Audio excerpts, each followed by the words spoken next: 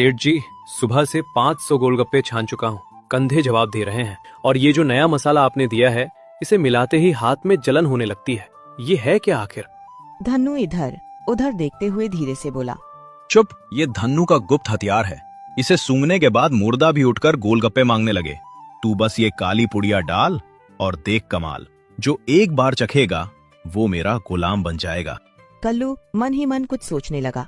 गुलाम नहीं, बीमार लग रहे हैं लोग। कल तो गज्जू काका कह रहे थे कि गोलगप्पे खाने के बाद उन्हें रात भर तारे दिखाई दिए। दूसरी तरफ माधव अपने पुराने गोलगप्पे के ठेले पर खड़ा था। आसपास सन्नाटा था।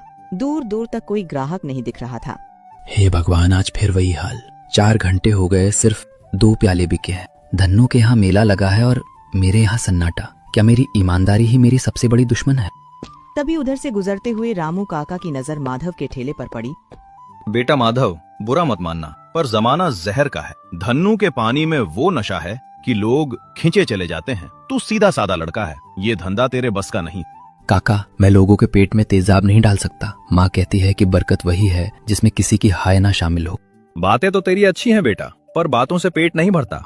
खैर बेटा, हिम्मत मत हारना। वक्त हमेशा एक जैसा नहीं रहता। कभी कभी खाली ठेला ही इंसान की सबसे बड़ी परीक्षा लेता है।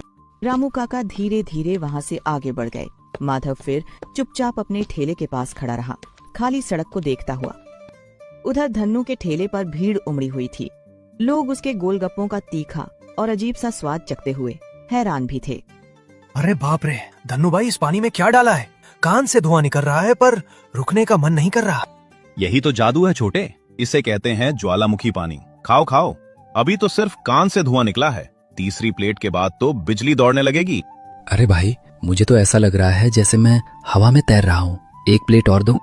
खाओ भाइयों, जमकर खाओ। पूरे चमनपुर में ऐसा स्वाद सिर्फ यमराज, मेरा मतलब है धन्नू के पास मिलेगा।